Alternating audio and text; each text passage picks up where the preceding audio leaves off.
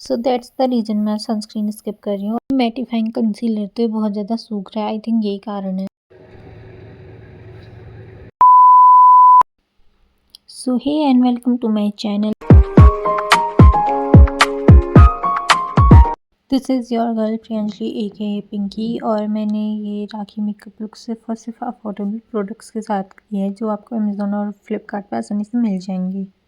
So let's get start. तो सबसे पहले मैं यूज़ करने जा रही हूँ जेल मॉइस्चराइज़र। पॉन्ड्स का जेल मॉइस्चराइज़र है क्योंकि मेरी है कॉम्बिनेशन स्किन। मेरी टी ज़ोन एरिया बहुत ज़्यादा स्वेटिंग करता है और जो मेरा बाकी हिस्सा है फेस का वो बहुत ड्राई रहता है। तो दैट्स अ कॉम्बिनेशन स्किन और ये बहुत अच्छे से सेट करता है। And please never skip your moisturiser before your makeup, it's very important step.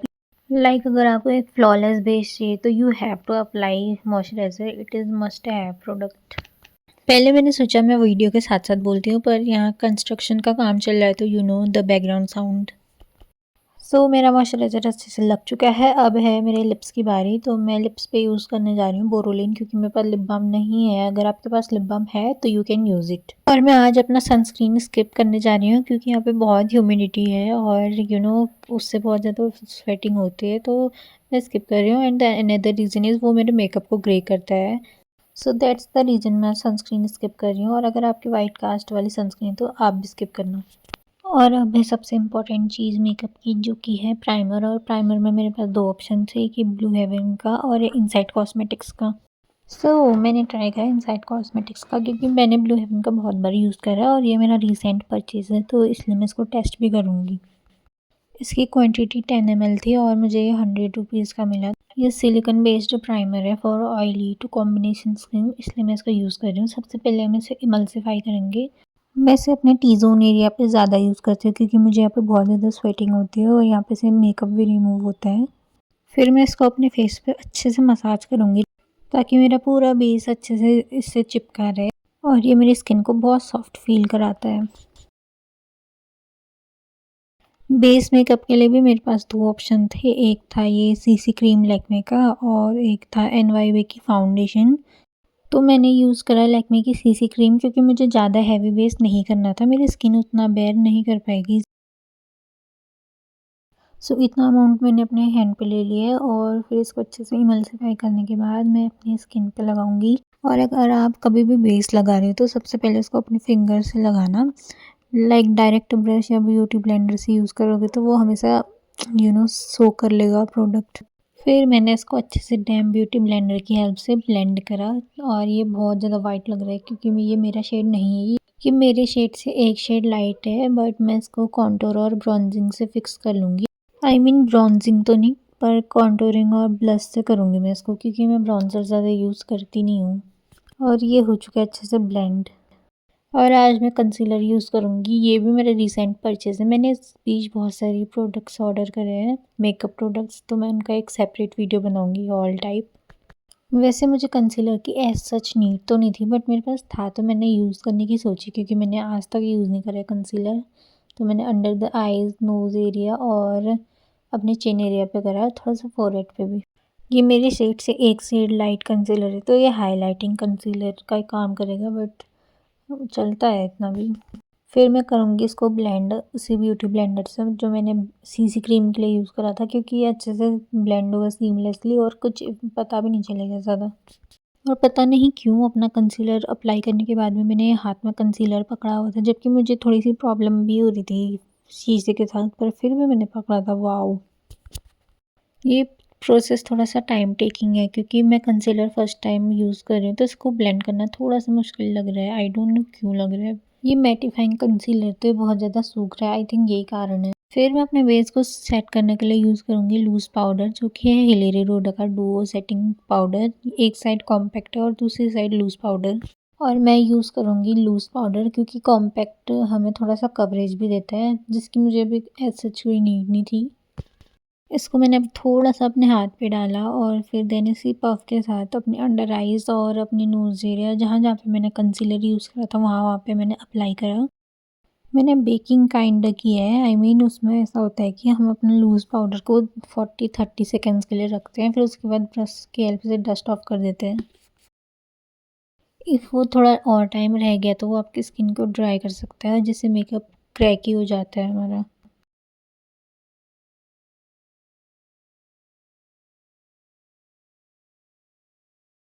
इसको अच्छे से डस्ट ऑफ कर लेना, जहाँ-जहाँ पे भी यूज़ करा था हटा लेना सारा, कि नहीं तो ये पूरा बेस आपका ख़राब कर सकता है। फॉर कॉन्टूर एंड ब्लश मैंने यूज़ करा है यहाँ पे कप्स एंड लेसेस का cupcake contour and blush. So ये कॉन्टूर शेड मेरे शेड के 2 या 3 शेड डार्कर है, जो कि मेरे फेस को अच्छे से कॉन्टूरिंग करके एकदम शार्प दिखाएगा। तो मैंने पाउट करके पहले इस साइड अप्लाई करा, देन पाउट करके दूसरी साइड भी अप्लाई करा। ये होता है ना पाउट करके, ताकि आपका अच्छे से कट दिखे, और आपको कभी भी जो ये बोन होती है ना, चीक बोन, उसके नीचे को नहीं जाना होता है, इसके ऊपर को करना होता है। फिर अपनी जॉ लाइन में थोड़ा सा कॉन्टूरिंग करके मैंने इसको ब्लेंडर की हेल्प से थोड़ा सा ब्लेंड करा, क्योंकि थोड़ा ज़्यादा डार्क हो गया था और अच्छे से ब्लेंड नहीं हो रहा था। और फिर मोस्ट इम्पॉर्टेंट, अपनी नाक को कॉन्टूर करना। वैसे तो मैं ज़्यादा प्रेफर करती नहीं हूँ, बट अगर मैं कोई लुक क्रिएट कर रही हूँ तो मैं रिंग फिंगर की हेल्प से अपनी नोज़ को कॉन्टूर करती हूँ, क्योंकि ब्रश से बहुत ज़्यादा फेक टाइप का लगता है, और फिंगर की हेल्प से बहुत नेचुरल। फिर इसको अच्छे से मैं ब्लेंड कर लूँगी, ताकि ये मेरी बहुत ज़्यादा नेचुरल नोज़ लगे, ऐसा ना लगे कि मैंने कुछ करा है। फिर देन जब ये एक बार ठीक से ब्लेंड हो जाए, मैं इसके ऊपर पे अप्लाई करती हूँ कॉम्पैक्ट पाउडर। फिर कॉम्पैक्ट इसको मैं अच्छे अपनी से मैं रिंग ब्लेंड फिंगर कर से लूँगी, अप्लाई करती ताकि हूँ, ये जो ये मेरी नोज़ बहुत ब्रिज ज़्यादा होती है उस नेचुरल एरिया नोज़ में। लगे, ऐसा तो ना लगे रिज़ल्ट तो कि आप मैंने देख ही कुछ सकते हैं करा कि मेरी है। नोज़ कितने फिर अच्छे से देन जब ये एक एकदम बार कॉन्टूर ठीक हो से गई, ब्लेंड एकदम हो शार्प जाए, मैं दिख रही है, जो कि इसके है ऊपर नहीं पे फिर भी। अप्लाई करती हूँ फिर कॉम्पैक्ट लगाया पाउडर। मैंने ब्लश।